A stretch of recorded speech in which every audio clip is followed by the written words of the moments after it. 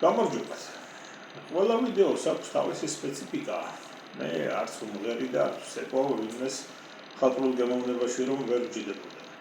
საუბრობ წმინდა ტექნიკურ და ტექნოლოგიურ საკითხებზე, რომელიც გასაგებადაც გარკვეული მინიმალური საბუნებისმეტყველო განათლებაა საჭირო. ასე რომ, თუ ჩემს ვიდეოს უსმენს ადამიანი, რომელსაც არათუ ფიზიკა და ბიოლოგია არ უსწავლია სკოლაში, არამედ არც კი გაუგია ასეთი საგნების არსებობა, ცხადია ვერაფერს გაიგებს. ასეთ სიტუაციაში ადამიანი მოქმედებს სხვადასხვანაირად. უმეტესობა უბრალოდ სხვა ვიდეოს მოძებნის, რაღაც ნაწილი კი საკუთარი ინტელექტობით გაღიზიანებული წერს შეურაცხყოფელ კომენტარებს.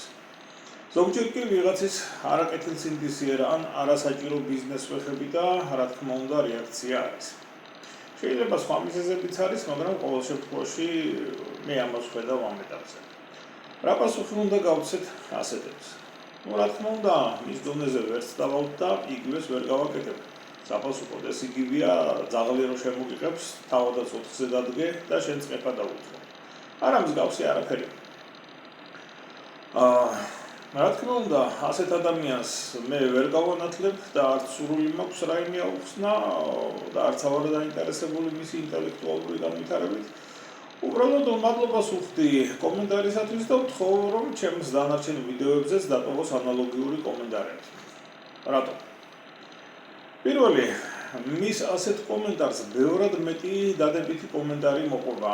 ადამიანების აბსოლუტური უმრავლესობა ვერ იტანს, როდესაც ვიღაცას თუნდაც უცნობს უსამართლოდ მოეხსნა. შესაბამისად, YouTube-ისთვის ეს ნიშნავს, რომ ვიდეო საინტერესოა, მაყურებლის ჩართულობა მაღალია და ვიდეოს პრიორიტეტი იზრდება. უფრო მეტ ადამიანზე ხდება შეთავაზება. თავისდაუნებურად ეს ტიპი ჩემთვის ასარგებლო საქმეს აკეთებს. ასე რომ არავითარ შემთხვევაში არ წავშლი ასეთ კომენტარს და არც შავ სიაში არ გადავიდა.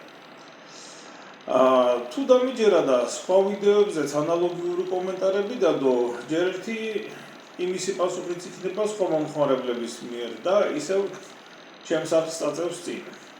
მეორეც, მეტი შანსია ვინმე მის მონაცნობა ნახოს და უთხრას, რომ უბრალოდ თავს ირცხავს გავსი მოქმედებით, ასე რომ არ ღირს რეაგირება. ვიდეოებში არის ისეთებიც, რომლებიც ეხება ვიღაცების არაკეთილსინდისიერ ან არასაჭირო ბიზნესს. მაგალითად, ციფრული სასწორებით მოთხრობის შესახებ ვიდეო. რამდენიმე გაცოფებული კომენტარი იყო, რომ თურმე რას ვბოდავ. თურმე მე ვბოდავ და მაღაზიის მეპატრონეები და ბაზრობის გამყიდველები ფრთიანი ანგელოზები არიან ყველანი. ასეთი კომენტარები სიმართლე გითხრათ მიხარია.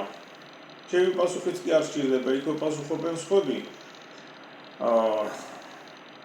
და რაც თავარია, ვთქვათ, იქ სადაც რაღაც საკონელი უნდა უწონონ, ადამიანები უკვე მიდიან საკონტროლო საწონებით. მეორე ვიდეო ლედნათურების სიცოცხლის ხანგრძლივობის გაზრდას რომ ეხება, ნამდვილად ვიცი, რომ ძალიან არის სიამოვნად სამეურნეო მაღაზიის გამყიდველებსა და მეპატრონეებს. ორს პირადად ვიცნობ და მქონდა საუბარი. უნდათ თუ არა, ასეთი ადამიანები გვაძლევენ იდეას და თემას ახალი შეიძლება უფრო პოპულარული ვიდეოს ჩაწერისათვის. ასე რომ, ყველას არ მოეწონება, რასაც ვაკეთებთ, შანსი არ არის თქვენს მიერ აშენებული სახლი მოეწონოს იმას, ვისი ბიზნესი სწორედ რომ მშენებლობაა. ის რომ ვიღაცას ჩვენი საქმიანობა შეიძლება არ მოეწონოს, არ უნდა გახდეს მიზეზი ამ საქმიანობის შეწყვეტის. მე თვითონაც მაყურებელი გახლა ვარ და ზოგჯერ არ მომწონს ვიდეო და მინდა მის პატრონს ვუპასუხო. რას ვაკეთებ ასეთ შემთხვევაში? მაგალითად არ მომეწონა რამდენიმე ვიდეო იმაზე, რომ მალტოდექსტრინი ცალსახად მავნეა და არავითარ შემთხვევაში არ შეიძლება ჭარბწონიანებისა და დიაბეტიკებისათვის. აგრეთვე არ მომეწონა ვიდეოები, სადაც ბლოგერები მოგვიწოდებენ იოდით გამოვკვებოთ მცენარეები. რას ვაკეთებ ასეთ შემთხვევაში? პირველი, არავითარი რეაქცია, არც ლაიკი, არც დისლაიკი. მეორე, არავითარი კომენტარი თავად ვიდეოზე. მესამე, თავად ჩავწერე ვიდეო საპირისპირო შინაარსით და დასაბუთებით. თუ რატომ არ არის აღნიშნული ქმედებების სწორი. თან არსად არ მიმითითებია ლინკი ჩემი აზრით არასწორი ინფორმაციის მატარებელ ვიდეოებზე. რომ არ გაუზარდო ნახვები იმ ვიდეოს რომლებიც არ მომეწონა. ქვემოთ ამ ვიდეოს აღწერაში არის ჩემს მიერ ჩაწერილი საპასუხო ვიდეოების ლინკები შეგიძლიათ ნახოთ. თვლი რომ maltodextrin-ზე ვიდეო განსაკუთრებით მნიშვნელოვანია ჭარბწონიანებისა და დიაბეტიკების რაოდენობა ძალიან ბევრია და არ არის საჭირო აუკრძალოთ მათ ის რაც ასაკრძალი არ არის. დღეისათვის სულ ეს იყო. მადლობა ყურადღებისათვის.